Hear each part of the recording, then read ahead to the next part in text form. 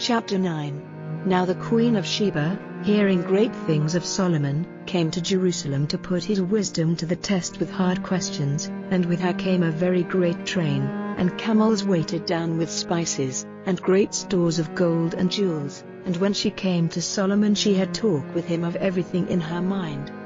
And Solomon gave her answers to all her questions. There was no secret which he did not make clear to her.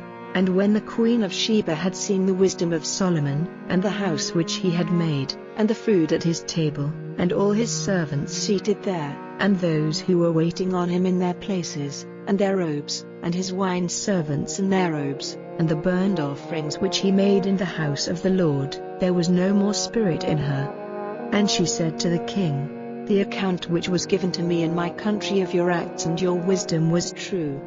But I had no faith in what was said about you, till I came and saw for myself, and truly, word was not given me of half your great wisdom. You are much greater than they said. Happy are your wives and happy these your servants whose place is ever before you, hearing your words of wisdom.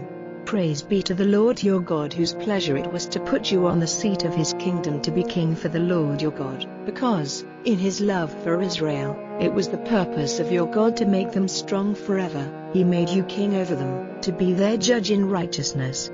And she gave the king 120 talents of gold, and a great store of spices and jewels. Never had such spices been seen as the Queen of Sheba gave to Solomon. And the servants of Huram and the servants of Solomon, in addition to gold from Ophir, came back with sandalwood and jewels. And with the sandalwood the king made steps for the house of the Lord and for the king's house, and instruments of music for the makers of melody. Never before had such been seen in the land of Judah. And King Solomon gave the Queen of Sheba all her desire, whatever she made request for, in addition to what she had taken to the king. So she went back to her country with her servants. Now the weight of gold which came to Solomon in 1 year was 666 talents, and in addition to what he got from traders of different sorts, all the kings of Arabia and the rulers of the country gave gold and silver to Solomon. And King Solomon made 200 body covers of hammered gold, every one having 600 shekels of gold in it. And he made 300 smaller body covers of hammered gold, using 300 shekels of gold for every cover, and the king put them in a house of the woods of Lebanon. Then the king made a great ivory seat, plated with the best gold.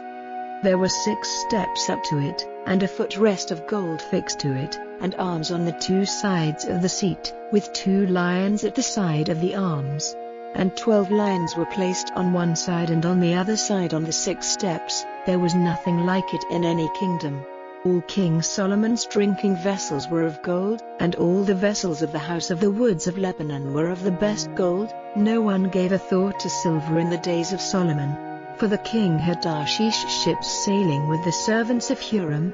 Once every 3 years the Tarshish ships came back with gold and silver, ivory and monkeys and peacocks.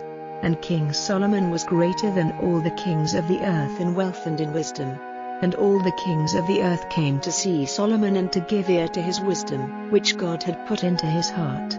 And everyone took with him an offering, vessels of silver and vessels of gold, and robes, and coats of metal, and spices, and horses and beasts for transport, regularly year by year. Solomon had 4,000 buildings for his horses and his war carriages, and 12,000 horsemen whom he kept, some in the carriage towns and some with the king in Jerusalem. And he was a ruler over all the kings from the river to the land of the Philistines, as far as the limit of Egypt.